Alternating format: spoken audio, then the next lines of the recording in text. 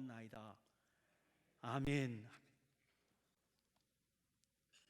요나서 4장 11절까지 어제 말씀을 읽었습니다마는 요나의 이야기는 우리들이 기대한 것과 다르게 끝이 납니다. 우리들의 기대에 의하면 이게 해피 엔딩으로 끝나서 그런 우여곡절을 겪었고, 그래서 하나님께서 그렇게 기다리시고 노력하셨으니까 요나가 흔쾌하게 하나님 앞에 응답하고 아멘 이렇게 끝나야 될 것 같은데요. 그런데 아무런 변화의 결론이 없이 하나님의 질문으로 끝이 나고 있습니다. 그래서 궁금하게 되지요. 요나는 도대체 뭐라고 대답을 했을까? 우리들의 궁금증에 아무런 대답이 없이 그렇게 끝나고 있습니다. 결론 없는 결론입니다. 그래서 이걸 열려있는 결론 이렇게 정리할 수 있을지 모르겠습니다. 근데 이렇게 결론이 열려 있다고 하는 것은 이 이야기가 단순히 과거의 사건으로 끝나지 않는다, 그런 의미를 담고 있다, 그렇게 여겨집니다.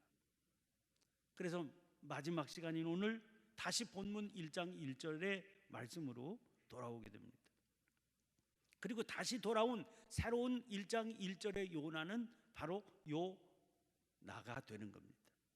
이제 본격적으로 이게 내 얘기로 다시 시작이 된다는 거죠. 그래서 묻게 됩니다. 도대체 나는 이 임하시는 하나님의 말씀 앞에 어떤 반응을 보여야 될까? 이 질문에 대답하기 위해서 다시 처음부터 더듬어 보게 됩니다. 요나서가 어떻게 시작이 됐습니까? 하나님의 말씀이 임해서 그에게 소명이 주어졌죠. 그 소명은 니느웨로 가라 하시는 파송의 부르심입니다. 요나가 원치 않습니다. 자기 마음에 흔쾌하지 않습니다. 그에 응답하지 않았고 대면하지 않았고 파송에 순종하지 않습니다. 그렇다고 머물러 있을 수도 없으니까 다른 곳 정반대의 방향의 끝 다시스를 향해서 떠납니다. 하나님은 그런 그를 막지도 않으시고 내버려 두십니다. 그렇다고 포기하지도 않으십니다. 하나님은 당신이 원하셔서 부르신 그 사람을 놓치지 않으십니다. 그의 뒤를 따라가시죠. 세상 끝까지, 심지어 바다 밑바닥까지. 그에게 큰 폭풍과 큰 물고기를 보내십니다. 이 과정에서 요나는 도망치면서 집요하게 도망치지만 하나님은 내버려 두실 만큼 여유로워 보이십니다. 아마 이 모든 과정을 웃으시면서 즐기시는, 그러면서 너 갈 때까지 가봐라 그러시는 마음으로 지켜보시고 쫓아가시는 것 같습니다. 놓치지 않으신다고 하는 것은 맡기신 사명을 거둘 생각이 없으시고 거두시지도 않는다는 의미지요. 결국 요나에게 다시 사명을 주셔서 다시 파견을 하십니다.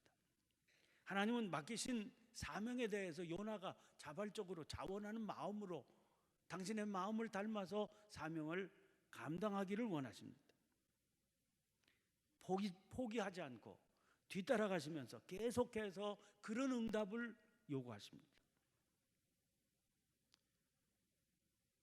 요나를 통해서 저의 삶의 궤적을 보게 됩니다.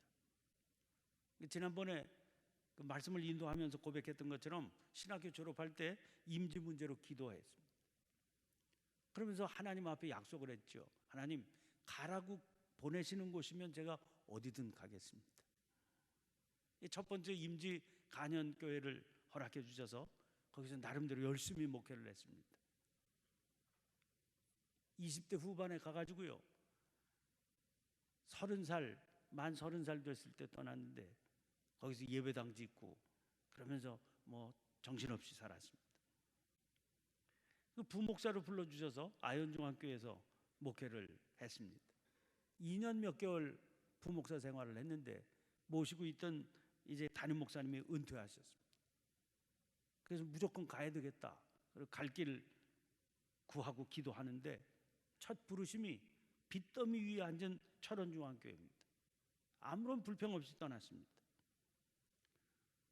빚을 갚는 동안 얼마나 어려웠는지 모릅니다.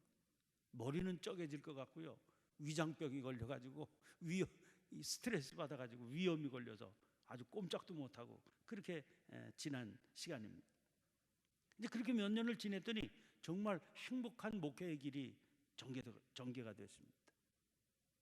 얼마나 신나게 살았는지 모릅니다. 근데 1988년도 말에 독일에서 연락을 받았습니다. 세상은 알고 보면 얼마나 좁은지요. 한두 다리만 건너면 다 연결이 되더라고요. 우리 감리교단은 그 중에서도 특별히 바닥이 좁아서 뭐 손바닥 위를 보는 것 같습니다. 독일에서는 자기들끼리 구역인사위원회 다 끝내놓고 간곡히 오라고 그렇게 계속 새벽마다 전화하는데 마음의 부담이 느껴집니다. 그래서 몇 사람한테 물었죠. 그쪽이 도대체 어때? 다들 펄쩍 뜁니다. 아니 지금 목회 재미있게 잘 하고 있는데 왜 하필 독일이냐? 교민 목회는 할 게 못 된다. 또 그 교회는 그 교인하고 담임 목사하고 갈등이 계속돼서 계속 목사님 떠나는 그런 골치 아픈 교회다. 덜컥 겁이 나서 못 간다고 그랬죠. 그런 채로 6개월을 끌다가 거기서도 결국 포기하고 말았습니다. 그래서 이제 그 일은 정리가 된 거죠. 그런데 그 뒤에 몇 가지 증상이 나타납니다. 영적 부담을 느끼게 되니까 그 가지 못한 그 교회에 관심을 가지고 기도하게 되는데 들려오는 그 교회 소식이 영 평안하지가 않습니다. 그런데 그 소식 들을 때마다 저도 역시 평안하지가 않습니다. 그런데 더 큰 문제는 열심히 재미있게 잘 하고 있는 제 사역 또 섬기고 있는 교회입니다. 무슨 특별한 문제가 있는 것은 아니니까 아무도 눈치를 못 챕니다. 잘 가고 있습니다. 근데 기도할 때마다 제 스스로 느끼는 거죠. 이건 아닌데 싶은 그런 사건이 자꾸 생기게 되는 겁니다. 그러면서 2년이 흘렀습니다. 다시 또 연락이 온 겁니다. 이제 그때 깨닫게 된 사실이 있어요. 주님의 종은 머물러 있고 싶다고 머무르고 가고 싶다고 가는 그런 존재가 아니로구나. 그걸 깨닫게 됐습니다. 그래서 2년 만에 다시 연락이 왔을 때 3일 기도했습니다. 그리고 결론을 내렸습니다. 안 갈 수도 있다. 버틸 수도 있다. 그러나 그 결과가 나에게도 좋지 않고 주님의 교회에도 좋은 일은 없을 거다. 그런 결론이 내려지게 됐습니다. 그래서 결론을 얻게 됐을 때 주저하지 않았습니다. 신변 정리하고 떠났습니다.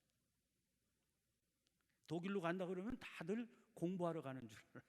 제가 공부할 사람 같이 보이세요? 나이 40에 독일로 떠났습니다. 그 젊은 나이에 교회에서 절대적인 신임을 받고 또 소신껏 평안하게 목회하던 그런 교회를 떠나서 문제투성이의 교민 목회에서 사역을 하려니까 정말 마음이 얼마나 힘들고 부담스러웠는지 모릅니다. 한없이 낮아지고 낮아져야 되는 그런 목회에 돌입을 하게 됐습니다. 돌이켜보니까 그런 과정을 통해서 엄청나게 목회적인 배움을 얻게 된 거더라고요. 그럼에도 불구하고 다시 또 새로운 국면에 접어들면 아직도 멀었다. 그런 생각. 그래서 요나서 1장 1절로 다시 돌아와야 되는 그런 경험을 하게 됩니다. 제가 창천교회 부름을 받았을 때 그걸 실감하게 됐어요. 정릉교회에서 13년 목회하지 않았습니까? 어려운 교회 가가지고 평안한 가운데 안주할 수 있는 그런 환경이 됐습니다. 그래서 저도 그런 마음 가졌고 교인들도 그런 마음 가졌습니다. 이제는 은퇴를 바라보고 나아가야 할 그런 나이다.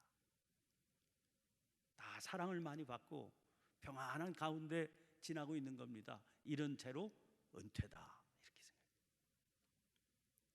창천교회 부름을 받았을 때 하나님께서 이거 인사 발령장에 도장 찍으셨구나. 하늘나라 관인이 찍혔구나. 나이 들고 뭐 머리도 잘 안 돌아가고 변화에 적응도 안 되고, 그리고 여기는 안정돼 있으니까 익숙하니까 그냥 굴러가는 대로 굴러가고. 그러니까 이제 여러 해를 목회하니까 좋은 점도 있어요.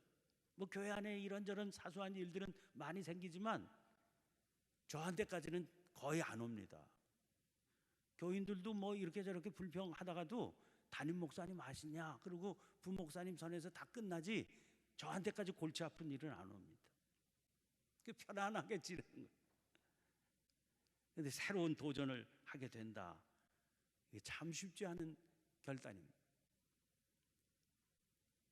요나서 1장 1절이 생각이 나는 겁니다. 그래서 교인들에게도 설득하기가 쉬웠습니다. 아무리 기도해도 하나님 인사발령 내리신 것 같은데 버틸 수 있다. 그러나 그 버티는 게 나한테도 안 좋고 교회에도 문제 생긴다. 만류하고 그리고 주저앉히려고 하는 교인들을 그렇게 설득할 수 있는 그런 확신이 있었던 거죠.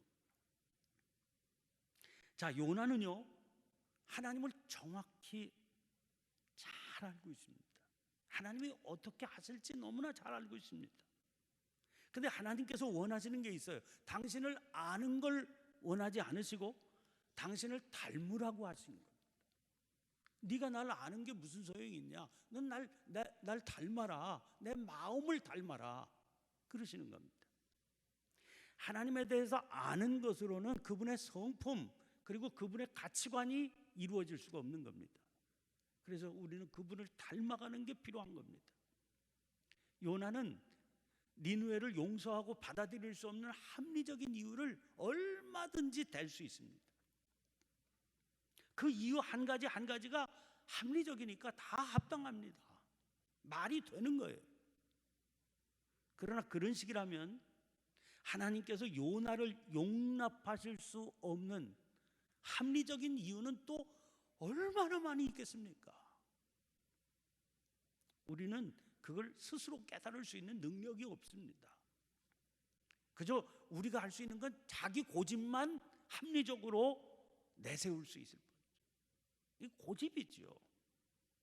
그런 우리가 맡기신 사역을 믿음으로 감당해 나가는 과정을 통해서 이해는 안 되지만 하나님의 부르심에 믿음으로 순종하는 과정을 통해서 성령의 이끄심을 경험하게 되고 그것을 통해서 우리는 서서히 눈을 떠갈 수 있습니다.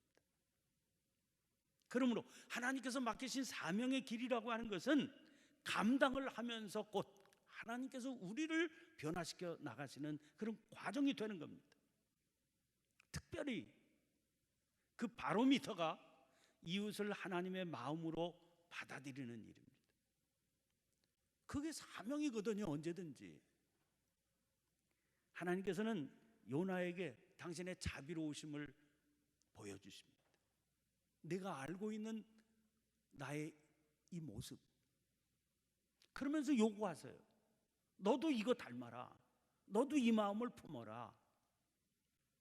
하나님께서는 우리에게도 요나에게처럼 당신의 그 마음을 닮으라고 하신 겁니다. 마태복음 5장부터 8장까지 산상설교가 등장을 하지요. 여러 차례 말씀을 드렸습니다만 5장에서는 그리스도인의 정체성에 대해서 말씀을 주십니다. 이런 사람을 성도라고 한다. 그 말씀이에요. 뭐 교회 다니고 세례 받고 직분 받고 무슨 직함을 받고 그게 교인이라는 얘기가 아니라 이런 마음을 가진 걸 교인이라고 그런다. 그걸 가르쳐 주시는 겁니다. 그 5장의 마지막 부분은 이렇게 되어 있습니다. 43절부터 48절까지 좀 길지만 제가 읽어드리겠습니다. 또 내 이웃을 사랑하고 내 원수를 미워하라 하였다는 것을 너희가 들었으나 나는 너희에게 이르노니 너희 원수를 사랑하며 너희를 박해하는 자를 위하여 기도하라. 이같이 한즉 하늘에 계신 너희 아버지의 아들이 되리니 이는 하나님이 그 해를 악인과 선인에게 비추시며 비를 의로운 자와 불의한 자에게 내려주심이라. 너희가 너희를 사랑하는 자를 사랑하면 무슨 상이 있으리요? 세리도 이같이 아니하느냐? 또 너희가 너희 형제에게만 무난하면 남보다 더하는 것이 무엇이냐? 이방인들도 이같이 아니하느냐? 그러므로 하늘에 계신 너희 아버지 온전하신 것 같이 너희도 온전하라. 하늘에 계신 너희 아버지의 온전하신 것 같이 너희도 온전하라. 우리가 어떻게 온전해질 수 있겠습니까? 하나님의 온전하심처럼. 그런데 이렇게 하나님의 마음을 닮아가는 과정을 통해서 하나님께서 우리를 당신의 온전하심과 같이 온전해지도록 이끌어 나가신다는 겁니다. 그래서 순환입니다. 요나의 삶을 계속해서 순환으로 가면서 그 과정이 한 바퀴 한 바퀴 사이클을 돌 때마다 하나님께서 우리를 당신을 닮은 존재로 만들어 가시는 겁니다. 여러분, 이 과정에서 이런 삶이 어떻게 가능해지겠습니까? 갈라디아서 5장 16절입니다. 내가 이르노니 너희는 성령을 따라 행하라. 그리하면 육체의 욕심을 이루지 아니하리라. 그러면서 이어지는 말씀이요, 육체의 일은 분명하다고 그랬습니다. 그리고 그 육체의 일이 어떤 것인지를 쭉 열거해 줬어요. 성령을 따라 행하는 과정을 통해서 등장하는 그런 현상들이 있을 거라는 거예요. 이런 것들이 나타나면 이게 육체의 일이다 하는 것을 분명히 알라고 열거해 주신 거지요. 그런 것들을 떨쳐버리라는 거예요. 그러면서 이어지는 말씀은 성령의 9가지 열매입니다. 성령을 따라 행하면 그런 열매들이 맺혀지게 되는 걸 보게 될 거다. 그쪽 방향으로 가라. 그러면서 5장 24절에 이런 말씀을 주십니다. 그리스도 예수의 사람들은 육체와 함께 그 정욕과 탐심을 십자가에 못 박았느니라. 열린 마음으로 성령의 인도하심을 구하며 살아야 되는 겁니다. 이 사이클이 계속되는 겁니다. 그래서 결론이 열려져 있는 거고, 그래서 다시 1장 1절로 돌아가는 겁니다. 우리는 너무나 미련하고 너무나 어리석어서 한 바퀴만 돌아서는 깨닫지를 못합니다. 계속해서 그 과정을 거듭하는 가운데 점점 더 눈이 열려지게 됩니다. 올해 우리 교회의 표가 그래서 세워지게 되고, 그래서 귀를 열고 듣게 되고 눈을 뜨고 보게 되는 겁니다. 성숙해 가는 우리 모습 세상에 드러나도록. 그렇게 사모함으로 살아도 그날이 그날 같으실 거예요. 뭐 달라진 게 있나 싶을 겁니다. 여러분 스스로도 그런 마음이 드니까 지켜보는 목사의 눈에도 그렇게 보입니다. 10년이 가도 그대로인 것처럼 보여요. 서로 보기에도 다 그날이 그날 같으실 겁니다. 그러나 그렇지 않습니다. 그렇게 살아가는 어느 날 사람들은 우리들의 성숙한 모습을 뚜렷하게 보고 우리들의 삶 때문에 하나님 앞에 영광을 돌리게 될 겁니다. 이 사실을 믿으셔야 됩니다. 성령님이 지금도 동행하세요. 우리를 하나님께서는 놓치지 않으십니다. 부르신 사람을 계속해서 함께 가시면서 훈련시키십니다. 그러니까 그 주님의 손길을 확실히 믿어야 됩니다. 자기가 자기를 보는 것과 하나님이 자기를 보는 것은 다르시기 때문에. 여러분, 그래서 오늘 다시 요나서 1장 1절을 읽게 됐습니다. 우리들의 삶의 사이클을 주님 앞에 드리시기를 바랍니다. 역사하시는 주님의 손길을 믿고 성령에 대해서 열린 마음으로 맨날 그날이 그날이다 체념하지 마시고, 주님께서 나를 쫓아가시며 동행하시며 깎으시고 새롭게 하시고 변화시켜 가시는 그 역사를 분명히 믿으시고, 주님 감사합니다 고백하고 찬양하면서 부르심의 그 삶을 향해 믿음으로 달려가시는 저와 여러분 우리 모두가 되시기를, 우리 교회 온 성도들이 되시기를 주의 이름으로 간절히 축원을 드립니다. 주님께서 부활의 영광으로 우리에게 임하실 그날을 감사하면서, 그러면서 주님의 그 손길 감사하면서 이 시간 통성으로 간절히 기도하십시다. 주신 말씀 기억하고, 주님 감사합니다. 주님께서 이 부족한 저희들을 놓치지 아니하시고 성령으로 동행하시며 날마다 변화시켜 가시는 그 약속을 받게 해주시니 감사합니다.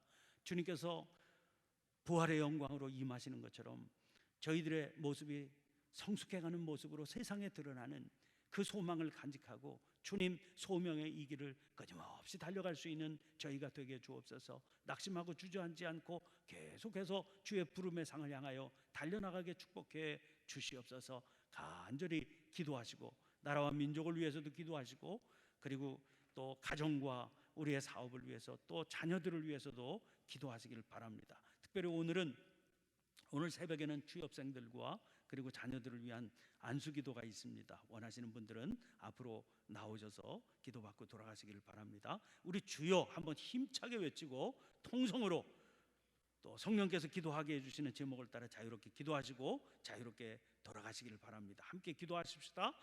주여!